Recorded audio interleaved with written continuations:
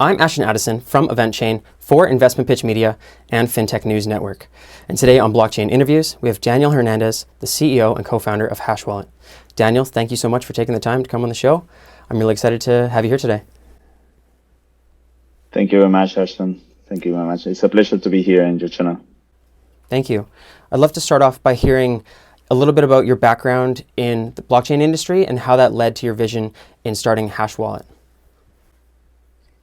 Okay, my background is related to the banking industry. I have been leading companies in the IT industry for the last 14, 15 years. And we have been developing software and providing services to the banking industry. So after that period, we saw all the problems that were related to fraud and to security in the banking industry and payment methods and the online banking industry. And we saw that we were replicating somehow the problems that were there in the blockchain industry, but with worse results, because in blockchain you cannot undo transactions, you cannot modify transactions. There is no central entity that responds for these transactions. And that's why we saw first, the problem of the security, and second, the problem of adoption and easy of use. Mm-hmm. We have a lot of problems there, I think. Definitely. And with the Hash wallet, how many coins can you store on the wallet? Is it Bitcoin, Ethereum, and many other blockchains as well? At the moment, we have developed all the ERC20 tokens, Bitcoin Cash, the top 15 coins that there are at the moment in the market. Mm-hmm. But we are including more and more coins in the wallet. And before we launch, we will cover a lot of the big coins and a lot of the important coins that are rising at the moment, and they don't have a hardware wallet. That's great.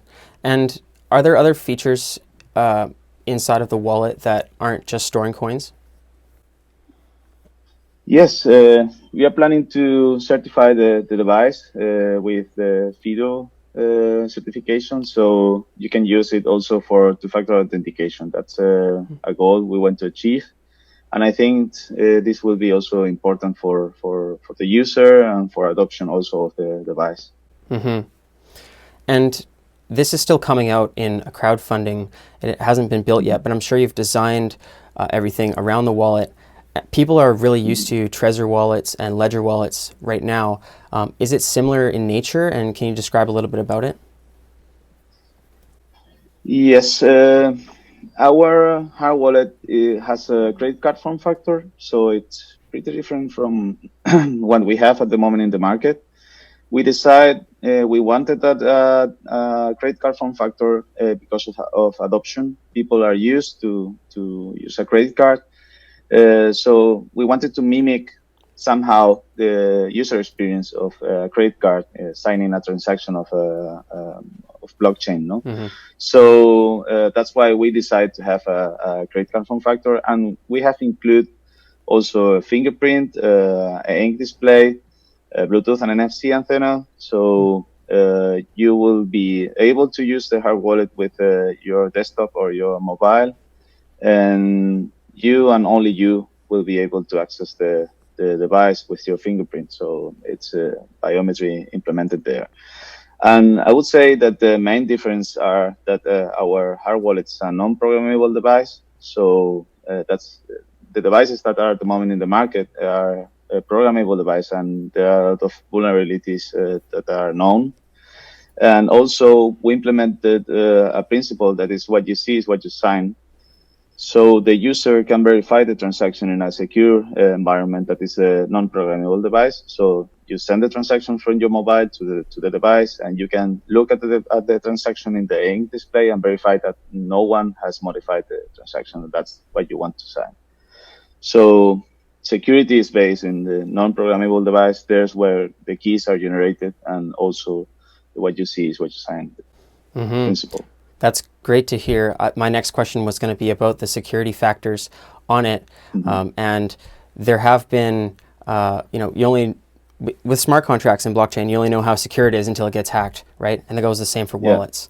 And Ledger and Trezor haven't been fault-proof either. So that's great that you have that fingerprint edition, which seems extra secure. I don't believe I've ever seen a hardware wallet with that, which is impressive.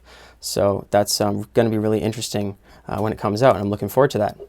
Can you talk a little bit about the Aero certificate program that you guys joined? Yes. When we started with the idea of launching the crowdfunding, we had a device, a prototype, and we wanted to touch the market and see what people think about the device and about our product and what we have tested and developed. But we thought that we needed someone, a third party, that saw what we were doing and say the potential customers that it's verified, that it can be done. So it's not only our idea, it's the engineers in other side, a third party that have seen the device and that have verified that the device can be produced. That's one part of the certification program. The other part of the certification program is that Arrow is on board on the manufacturing process.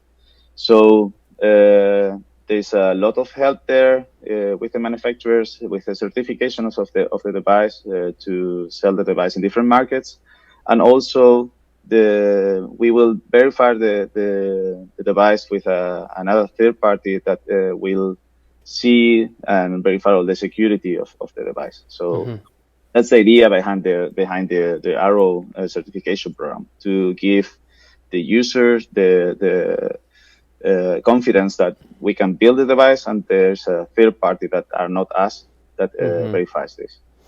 And is it a lot harder with this fingerprint ID built into it as well?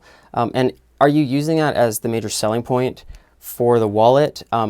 There's more, not just Trezor and Ledger, but there's many other wallets, and there are some credit card ones as well. So, but that sounds like a major differentiator. Is that your strategy to grow sales? I would say that fingerprint is a huge element. Biometry is a way to give security and confidence to the user. So this is a very important point. The other important point, I would say, is the recovery system. We have developed a different recovery system. I don't know if you have experienced the process of recovering a Ledger, a Trezor, or whatever hardware wallet that is actually in the market. It's a pain. It's Can be stressful. a long process, difficult process. So we have developed a different system. We have a recovery key and recovery key. The keys or that we use in the device are generated inside the device in the secure environment, and we generated this recovery key and recovery seed.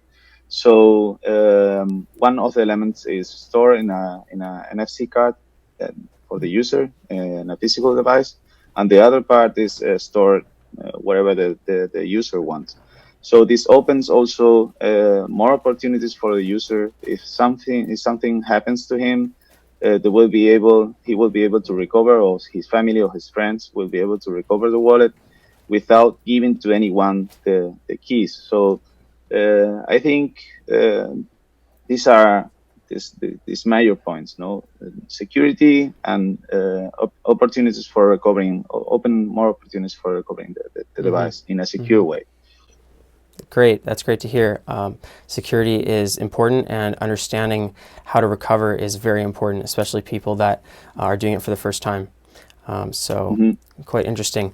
And it sounds really exciting. I'm really excited to hear, when is it coming out? Can you give us the timeline of there's a campaign and then it's coming out at a certain time? Yes, the 28th of April, we will launch the campaign in Indiegogo. So we are working right now with the manufacturers since December. We will have the first devices with a smaller ink display about in June, with all the functionality, all the same size, exactly the same inside components. So we will test all the firmware and start the certifications. and we think that end of December all the devices should be shipped to the users. So that's our idea. We are working already on the device on manufacturing, and in April we will launch the Indiegogo campaign. That's great. And how much do you need to raise in the Indiegogo campaign to make it successful? It's not too much, I think. We are aiming. We have a goal of selling 10,000 devices. We think it's not too much for this kind of devices. We could build the device without selling the device, but the idea behind the Indiegogo campaign is to have the feedback from the users and what they think about this. If we have built something that users don't like it and we don't sell it, perhaps it don't make sense to develop it. So the idea behind the Indiegogo campaign is not because of the fans. It's because of the feedback of the people of the community of what we have done, what are the ideas behind the security, the usability. So if people want it, we will manufacture it. That makes sense. And so April 27th, did you say? 28th. 28th, okay. And how can people find more about the project, learn about it more before they look at the Indiegogo, and how do we get access to that as well? Okay. Anyone can look at gethashwallet.com. There is the webpage of the product. We are updating every week information and giving content to the audience. We have also our social media channels there. You can get us in Telegram, in Twitter, Facebook, I don't know, all the social media channels, and you can connect directly with the team. And any questions, anything anyone can need about the information about the product, they can ask there. We will respond. And any other partners or people that want to ask to support their coins, also we can speak, and we are looking for the way to connect with all the ecosystem. So there they can reach us without problem. Great. Thank you, Daniel. I will leave those links in the description box below. That's all the time that we have for the interview, but I really appreciate you coming on to talk about HashWallet, and let's follow up after the campaign. Okay. Thank you very much, Ashton. It has been a pleasure to be here and for the opportunity for speaking about our project and showing all the people what we are doing. So thank you very much. It was a pleasure.